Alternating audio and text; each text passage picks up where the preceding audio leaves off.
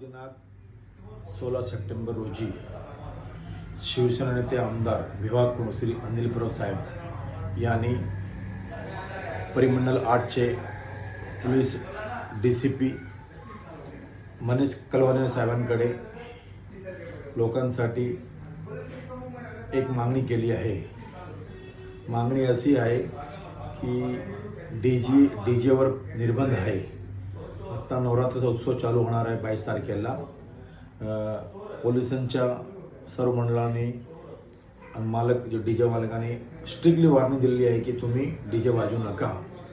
आज साहेबांनी वांदेपूर विधानसभेत सर्व शिवसैनिकांनी पदाधिकाऱ्यांनी घेऊन BKC पोलिसमध्ये एक ज्ञापन दिला आणि अशी मागणी केली की तुम्ही निर्बंध हटवा आणि लोकांना हा एक सुंदर उत्सव आहे, डीजे लावून द्या, परवानगी द्या।